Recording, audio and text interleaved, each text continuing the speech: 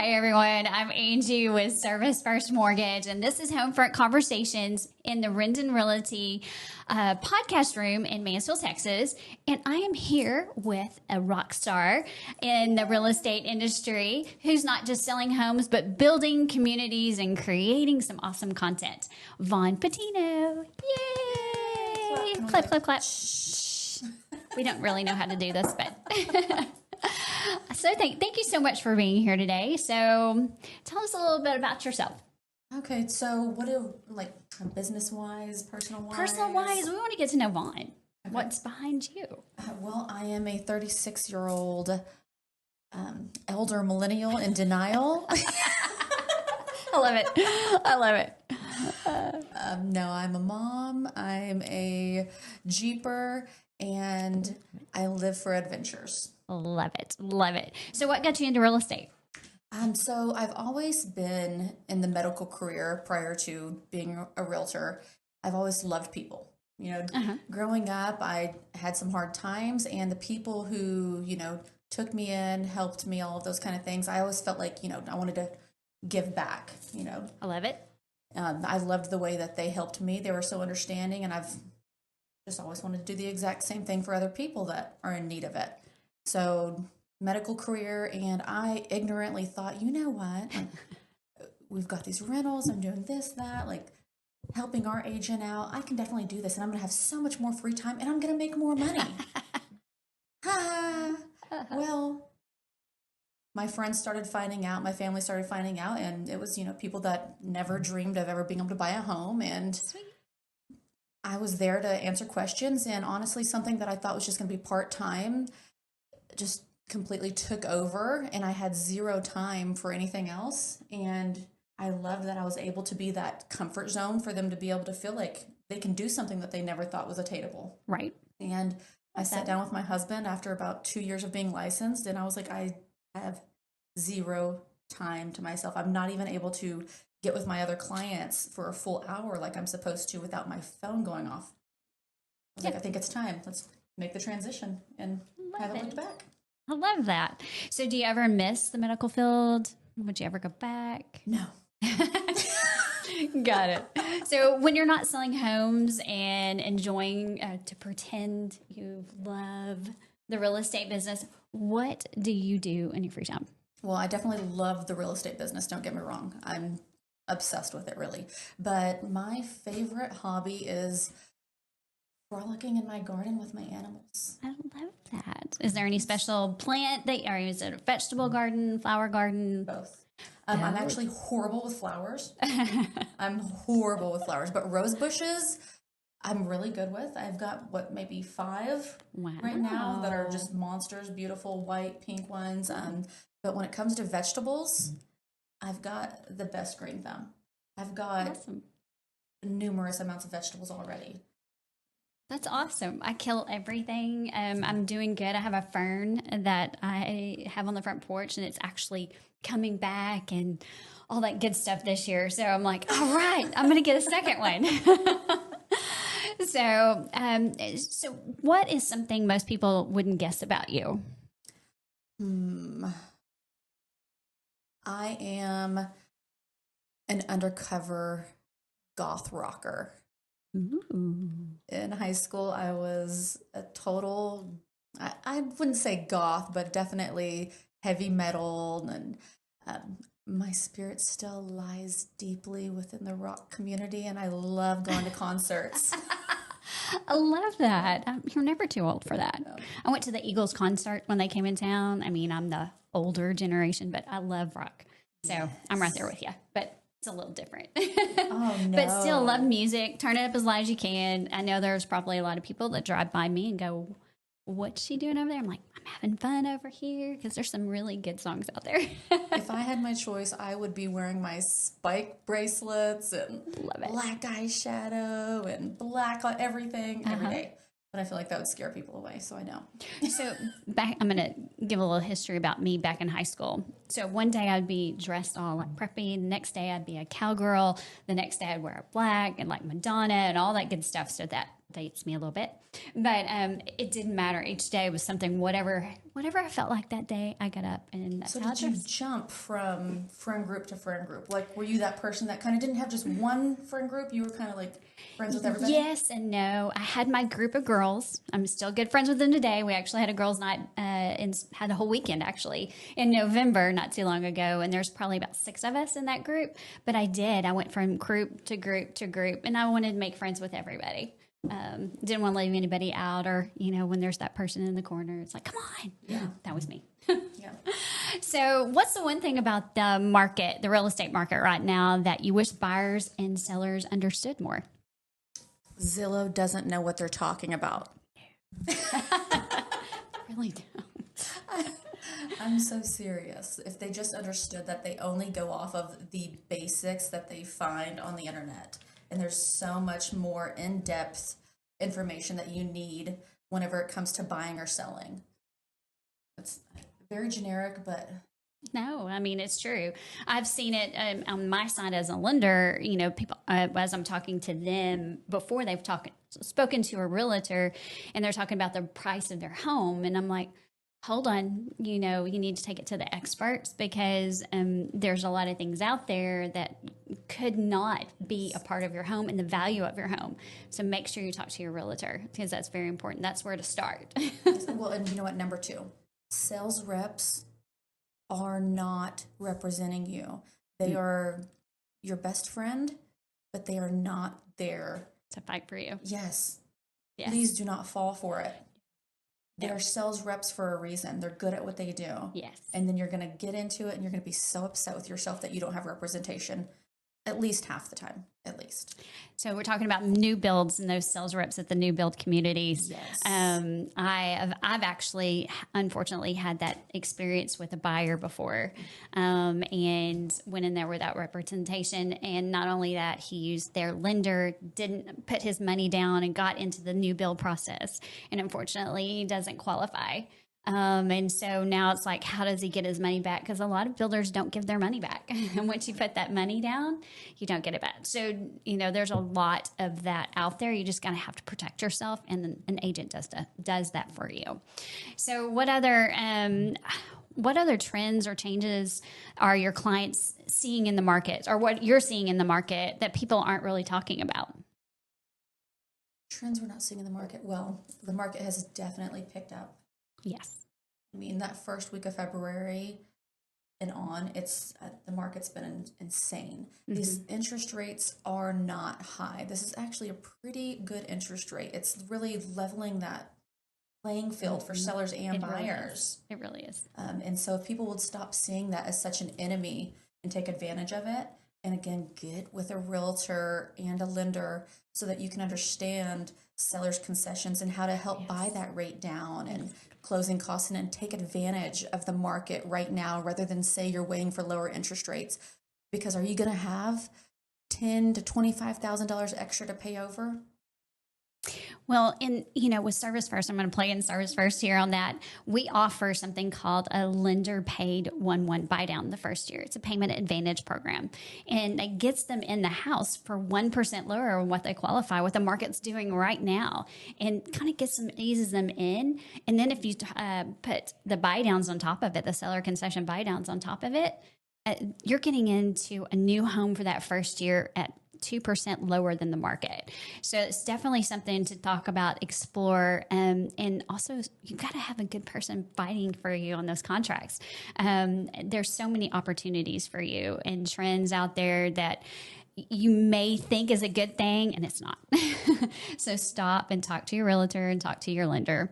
So are there any up and coming new neighborhoods or hidden gems that we should have on our radar that you know about? Well, they'd have to get with me to find out about those hidden gems. I love that. What would I be good if I'm just giving all my information away here? True, exactly. She's got the best interest for you, I promise. How have buyer and seller behavior shifted over the past year? Well, most are seeing that we're going to be okay. Life is going to go on after the election, and it's okay to buy and sell. If the world ends tomorrow, why didn't you buy your dream house yesterday anyway? True. What are you waiting for? I love it. So walk us through a day in your life.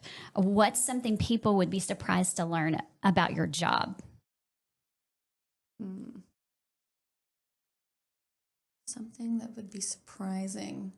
I mean, they all think that it's just social media and walking around slapping signs in the ground and that's all we've got to do. So I think that if they actually took the time to see, well, how can I word this?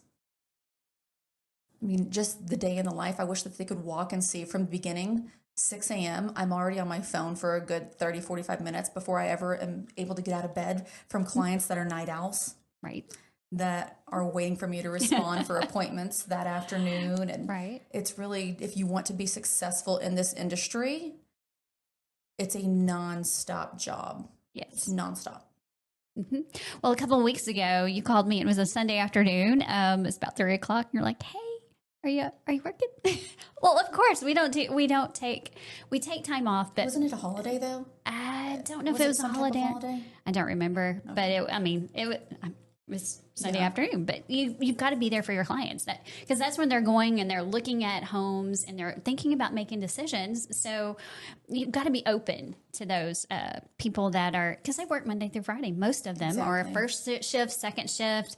I'm like you. Whenever the last thing I do at night is look at my emails. First thing in the morning, I don't even get out of bed. I reach over, grab my phone, look at my emails to see if there's something pressing. Kind of sets my day. So I can relate. Yes. And those late night texts, because they don't stop. I mean, because we want to answer your questions and we want to be there for you. So you can make an important decision on purchasing your dream home and make it smooth and easy. So we want to help you. But I've actually set a boundary this year. You'd be so proud of me. Okay. I don't answer anything after 10:30 p.m. After 10:30. I'm asleep. my phone's on. I would wake up. I mean, I'd just be like, no. I heard a ding. Uh-huh. No. And I open, doing whatever I need, especially for those clients, work overnight and all of that good stuff. Now I'm like, no, I'll get to them at 6 a.m. when they're going to bed. Well, and I think they understand that as well, because if you go with an internet lender or a realtor or a sales rep, they're not going to answer your calls after they get off work. They're not, unfortunately. And you have these questions, you want to make decisions the next day. We're going to try our best to be there for you and answer those questions. Now we're going to set boundaries. We do want to have personal life, but we also want to take care of you in the process. So what's the most challenging part of being a realtor? And does that show up on any social media that you have? The most challenging part is not letting it become personal for you. Some of those transactions, I become best friends with a lot of them. I mean, I talk to them more in 2 or 3 months than I do my family during that time frame. Right. So the part of letting go as well, once we close, like, I'm not going to be talking to you all the time, or I'll send them text messages and stuff randomly, like as if we're, best friends. Right. And I'm like, is this weird? So I'd really like to know that, like from a client standpoint, like, cause nobody's ever told me it's weird, but should I be doing that? I don't know. Is that weird? Should I just kind of cut the cord and let it go? No, I don't think so. I try to reach out as well. Maybe I don't get to go in there and kind of picture their life in a home, but I walk through the financial side. So I kind of know what they have planned in the future. And it's like, did you go get that? How's that working for you? Or, just following up. But I feel like you have more of a bond with your buyers, and even the people selling their house, they're letting go of something that was where they built memories. And so you got to walk down that path with them. So being there, I think, and seeing the new adventure of where they're going, and I think that's a good thing. Okay. Keep it up. I mean, I would do that. It's not weird. I don't think it's weird at all. Just sending them random emojis. I love that. I think it's a good thing. I really do. They're probably like, we're not friends. Why is she still texting me? So shifting to the market, how do you stay motivated when deals fall through or the market slows down? Oh, geez. So the year 2024 was the worst year of deals falling through for reasons that had absolutely nothing to do with me. I had no control over. And I'll tell you, like, come May last year, I was pretty down and out. Yes. I had like almost 10 deals fall through. I'm talking a week before closing. Buyers freaking out, getting buyer's remorse over nothing but the economy. What's going to happen in the future? Yes. Things like that were completely out of their control. And what was going to change with them buying this house or staying in their rental where they're paying $200 or $300 more and all of this? They're going to give them more money. And now they're coming back to me this year, awesome. and everything's more expensive. Yeah, the appreciation, 4%, 4 to 6% appreciation in the Dallas-Fort Worth area, which if you look back at how the prices of houses last year to where it is today, of course it's going to be that appreciation there. And then you've already given, let's say you've got $1,000 rent. You've given your rent, I mean, you're making your landlord wealthy. You've given them $12,000 just in rent, and we know most people pay a lot more than $1,000 in rent these I just days. feel like maybe you should do an episode to try to update and educate buyers on recession and how it's almost impossible to ever have a recession like we did. Correct. 2008. So. Yes. It's not going. It's the market's not going to bomb like people are afraid of. And it has a lot to do with the lending side. You could really educate on that part. I love educating. And the next question I'm going to ask you is, what's your number one piece or of advice for a first time home buyer? And part of that is trusting your lender. Yes. And I'll let you answer that before I go into that. No, I mean, what's your number one piece of advice? Yes, for first time home buyers. Do not get in over your head. True. And don't let anyone talk you into it. You need to be comfortable with the time frame, with the situation, with the payments. Do not get yourself into a position where you're house poor. I've had so many people, and with new builds, make sure you have somebody on your side. If it's not me, which it should be the two of us, because if there's a question that you have, we're going to figure out a way to break it down the way you understand until you understand it fully. Exactly. But with new builds, a lot of people don't understand the tax jump after that first year, the payment increase, all of those things. Yes. And then they end up calling me a year, 2 years into their brand new build, and they're like, we can't afford this. We're several months behind on payments. We haven't paid HOA this whole year. What do? We were never, nobody ever explained this to us when we bought this place. And I'm having to sell their home and get them into something, So it breaks my heart to hear that. A new build, what happens on a new build, if the lender does not calculate correctly, it will put you behind on your escrows, and then you're having to, your escrows, and that's a whole nother conversation for a whole other day. Yes. But then your payment goes up, and you're like, my payment went up. I can't do this. So it's really up to your lender, making sure that they're calculating everything out for your that lender that's going to work that payment out for you, but having the realtor that's going to advise you on if this is a good deal, especially if your future plans are to, hey, we don't know where we're going to be in 2 years. Exactly. And so having a realtor fight for you and for your future on that is imperative on making those choices. So what are the most common mistakes you see sellers make that could cost them money? Not filing their homestead exemption. Oh, yeah. That's an easy one. Very common. Oh, yeah. Well, people don't realize it's free. It just takes time. And it takes 10 minutes. Yes. And then, I had somebody like, hey, I filed, but nothing's happening. Well, unfortunately, the Tarrant County or Johnson County, whatever, it's going to take them a month or two just to catch up with your filing. So it's not a snap. So just keep checking back. As long as you file it, you're good to go. And it does help. It knocks off a big chunk of drops that monthly payment. So in a competitive offer situation, how can a buyer stand out? Love letters. Have you ever watched Love Letters to Kelly? Yes. I love it. But yeah, love letters. I'm telling you, I have had so many buyers win multiple offer situations because of a love letter. Not even the strongest numbers. It matters.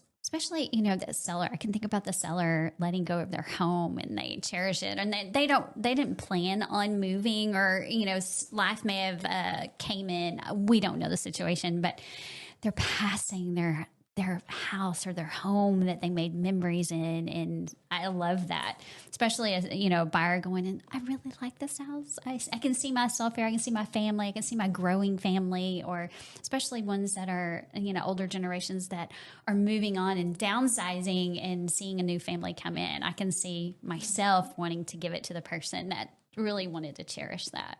That's awesome. I mean, of course, there's so much more to it, but that's a key for my buyers. I love that. And if they're serious about buying, they're not going to have any issue. I love that. So I'm going to go back to what's been your most memorable or rewarding transaction and what made it so special. No? Are you trying to get people upset with me? There's not. Most memorable.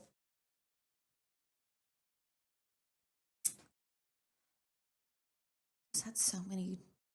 I told you, I get in all my emotions. I am one of the family members in all of my closings. So I can't, that's hard to even.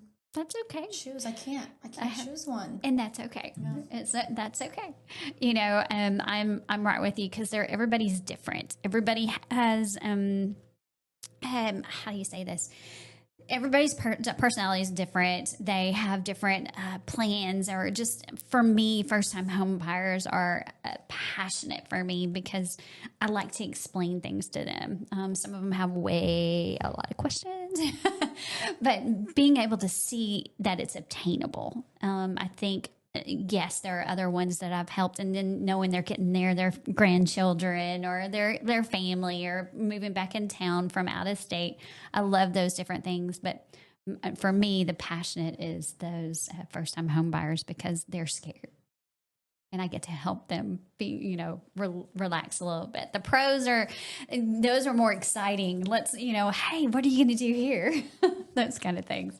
But I don't get to go into the houses. Yeah. Unfortunately. So what system, tools, or habits have helped you grow your business the most?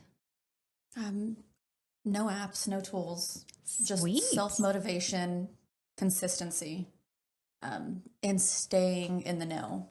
It's extremely important to stay in the know. I'm taking a different class almost every single day. I love it. On every type of podcast, every blog, anything you could possibly think of. I've got updates on all of it every single day. So if you were to start over today, would you do anything differently? On what part? On what aspect of life? Well, are we getting deep here? Yeah. It's we can go really deep there. Real estate. On that part, would you, starting over as a new realtor, would you do anything differently? I really don't think I would. I had a mentor that was a shark. I learned a lot from her.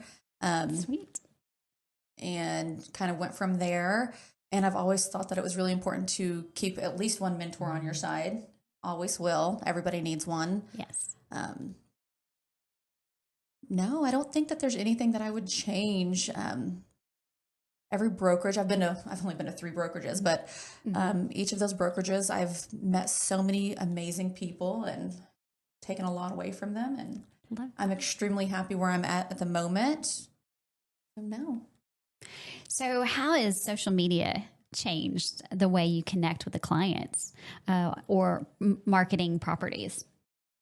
I think that it is just easier as a whole because I can communicate with so many people at once rather than just sending tons and tons of texts. Because I used to send mass group texts and emails. I bet I infuriated so many people. I would have people, who is this? Stop texting me. Taking themselves off, and I'm I'm sorry, just trying to make it easier on myself. So yeah, it's just made it a lot easier to stay in contact with those that I need to. Yes, social media is amazing. You've done some great videos. Which one's your favorite and why? my COVID videos, by far my favorite. Okay. I know this is horrible to say because COVID was a really hard time for a lot of people. But personally, I had the most family time that I've probably ever been able to have. And I got to my kids got me into TikTok, first of all. For like a good month or two, we were like, what are they watching? That's so silly. No, I'll never download that app. And then it came down to, we've watched every show there possibly is in the world. I can't look at your face. Right. And we were bored. So I finally downloaded TikTok. But every video I made in the year of 2020 is my favorite. Okay. It was just so fresh and fun. I'm gonna have to go back and look at 2020 videos. I've watched a lot of your videos, and the SOCKS is probably my favorite that you've done recently because I was like, I can see that. Go back and watch it. It's fun. It's funny. Check out Vahn on TikTok. And do you remember the first video you ever made? Be honest. How awkward was it? On a scale from cringe to please delete this. Oh, it was so cringe, I'm sure. But I'm not going to make a video if I'm in one of those moods where I feel funky or embarrassed. I will wait until my body's like, okay, and I'm in the mood to do something. It's not always so serious. That's what I think everybody really gets into their head way too much. Yes. If you're on each other's social media of some sort, chances are you've run into each other in some which way. You run in the same social crowds. I mean, not always, of course. We know there's, huge influences out there. But there's something you have in common as to why they're coming on your algorithm. Yes. So just be yourself. And if people don't like it, there's a block button. Very true. Very true. I know for me, videos are harder because it's like I self-evaluate and I'm like, no, that's not right. Or don't say that. Or you stumbled here, whatever it is. So it's like, delete. Don't we always as women though? Very true. No. Very true. So I like talking because I feel like I'm getting to know somebody and that's taking the attention off of me and I hate to say putting on you, but we're having a conversation about things that matter to us. And so that's the reason I like to do videos like this versus me standing there. But I love your videos. If you've not watched any of them, please check them out because they are hilarious. And I love just her enthusiasm. So when you go to your videos, do you go with the flow or does it take several takes or 30 seconds? How do you do that? So actually a lot of the realtors will call me up whenever they're wanting to do videos and everything. I'm pretty militant about getting anything done, business-wise, personal-wise. I'm very type A, believe it or not. That's something people wouldn't believe about me until you get into those situations with me. But I'm definitely a get-her-done type of girl. So what was the question? Where was I going with that? So do you go with scripts or go with the flow? I'll let you know, the very first time that I really saw you and knew you did a video, we were having Thanksgiving here 3 years ago at Rendon Realty, and you went around and did like a boomerang, but you got us all. I was doing it. No, nobody knew. I was like, oh my gosh. And she came in, took control and just took all these videos. And I was like, oh wow, that's pretty cool. I was like, I wish I could do that. So, I mean, whenever you start telling people, they start worrying about it. Oh, this and that. So listen, let's just get it done. We've got things to do. And she did it if fast. I'm in the mood, I'm in the mood. I think she posted it, and I saw it as soon as I got home. I was like, how'd she do that so quick? It's like I said, I'm not going to do it unless I'm just feeling it at that moment, Well, I thought that was a joy. Whenever I first saw you and first met you, I was like, I like that. That's awesome. What kind of video content do you think resonates most with your clients? Neighborhood tours, behind the scenes, funny skits, market updates. What do you think? Well, now I need to ask them. Sure. I think just the daily connecting, yes. Which I've actually fallen off. I've not been doing it daily, maybe weekly if I'm lucky. But I think the small little connecting pieces are what really does it. Well, just to think about what to do and then to do it. I mean, if you're not doing it every day, it is a harder thing or an easy thing to get pushed behind because we're focusing on our clients in front of us. I love some of your videos and that you bring your clients in on, or, hey, here's a snapshot. And I love that part that you're out and about with them and then, oh, let's do this together. At closings, being able to do the things that you do and you bring them in. And I love that part of just sitting back and watching. Well, I've got like 10 little spaces back here in the back of my head, and something new is running in each of them. So as I'm doing one thing, something else will pop in my head that I need to be doing at the same time. Right. And so, especially with those videos, I can't remember something from yesterday, but I'll remember a video I saw 2 months ago, and I'll be like, this reminds me of that. Let's do something like that. I don't know. Sweet. It's not like I'm like, oh, let's plan this out and do it right now. It's not. If it comes to me, it comes to me. I love it. I need to explore that creative side a little bit, but I think of things, but I'm like, oh, I don't know. That'd be hard. That'd be hard. It's not hard if you just do it and you don't overthink it. Put it out there, and the worst thing is if you don't like it after you posted it, give it, a good 2 hours. You can put it on private setting or delete it. True. Very true. That's the good thing about video. Yeah. Delete, rewind, cut, skip, edit that out. So have you ever had a video go mini viral or unexpectedly blow up? And did it bring leads, fans, or just your mom cheering you on from the comments? Well, so if you ask my family, I tell them all of my videos go viral, because if it's like 100 people, I'm like, wow, I'm going viral. So, it depends on what your definition of viral is. I have no idea. As a mother and an elder millennial, a few hundred, and I'm excited. Oh, yeah. So, yeah, like, in my eyes, I've gone viral many a times. Oh, yeah. I love it. There's a number. I probably have a good, maybe 5 or less videos that have gone viral. I figured. So what is the weirdest or funniest comment you've ever gotten on one of your videos? If I read the comments on these, I'd probably never post again. Yes, people can be cruel sometimes. I have a lot of people that get angry at things that I say because the shoe fits. So, yeah, I guess those would be the ones whenever they get angry at your videos. Especially me, because I'm just going to feed off of that. You're just giving me more fuel for the fire. No. I knew I was wrong 2 minutes ago, and now I'm just doing it to piss you off. I can see some people doing that, unfortunately. Yeah. It's like, come on, we're being free. We're having fun. Yeah. Do you think video is essential now for real estate success, or can someone still crush it with postcards and good vibes? I've got people that swear that realtors are keeping connection with them with postcards. So I'm not going to knock anybody's way of doing their business.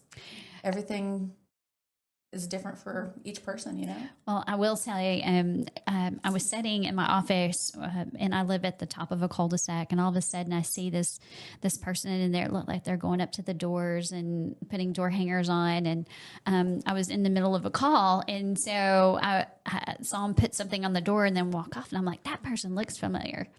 And next thing I know, I get up and I go look at it. It's a realtor that I know. I was like, hey, you're farming my neighborhood. She's like, I live in this neighborhood. She said, I've been meaning to do this because my neighbors don't even know that I'm a realtor and I'm in here in their neighborhood. And I was like, I've known her since high school. So I was like, hey. It was pretty neat on that, just the door hanger that just went on the door. And that's something that's not out there. A lot of people are afraid of those nowadays, especially if there's a QR code and that's all the information on there. It's like, I'm not going to give my information on there by clicking on that. But there are people that are still doing that. And that's why you might be able to get to know your neighbors a little bit more. So what's one video idea you've been wanting to try but haven't done it yet? I won't steal it. Let me think of something that I've got saved in the back of my memory. Wait a minute. Well, actually, our mentorship program is doing a contest this week. Yes. And it is already Tuesday. And I think I've only done one video. It was Friday, and I actually just happened to post it in time because I already made the video. But we're doing it of each other's listings. Right. And all of that good stuff. But so I'm trying to fit some time in to at least go do a quick 5-minute video of a different listing here somewhere in Mansfield, or I'm going to be over in downtown Fort Worth today. Sweet. But, nothing particular, just whenever I get there, whatever I feel is necessary. I love it. I love it. Just winging it. Yeah. I was like, oh, I need to do this. How do you come up with the video ideas? I mean, you said you see them, I guess, those video, you've got them all in those different chambers of your head. How do you, do you see them somewhere else, or is it just something, hey, this might be fun? Let's try it. Either or. Okay.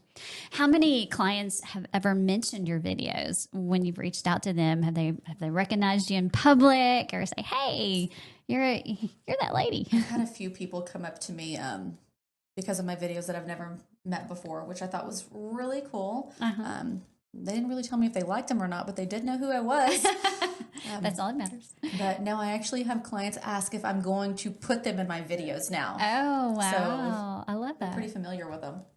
All right. I love it. So what is the craziest or funniest thing that's ever happened to you during a showing? Craziest. Okay. Craziest. Fighting a homeless man. Oh. Yes. Are they sleeping in the house? Or? It was actually one of our flip properties, and we had a different homeless person in there. We got them out, and I was showing the property to a family. I did not know this family. They did turn out to be a client of multiple transactions, thankfully. Sweet. But I went to open the back door, and and he was at the back porch, buck naked. Oh, my. With the water hose, showering himself down. And I had pepper spray on me because obviously homeless people had been an issue prior to, and I immediately start spraying down with the pepper spray. He comes after me, naked and wet, and it was... I can just imagine it was that. a tussle that I wish never had happened. It was disgusting. That's when you wish I hate to say, the camera in the corner. Oh my gosh. Nobody. No. I was like, do I need to go get tested? I mean, I'm not saying, that all homeless people have something, but I mean, come on now. This was a situation all over me. He was trying to get clean. I guess. Yeah. If you weren't in real estate, what would you be doing instead? I'd probably be in the medical field, as much as I would love to be a stay-at-home dog and cow and pig mom. Right. And a gardener. Yeah, and gardener. Grow your own fruit and vegetables. That's awesome. So, all right, last question. After a long day of showings, negotiations, putting out fires, what's your guilty pleasure?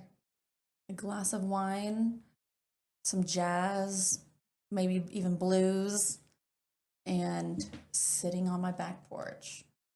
I love it. With not one person speaking to me. So if somebody does want to get a hold of you, how do they get a hold of you? Well, I've got several ways. First of all, email. Probably shouldn't give that out here. But she can put my information in the link down below. Yes, I can.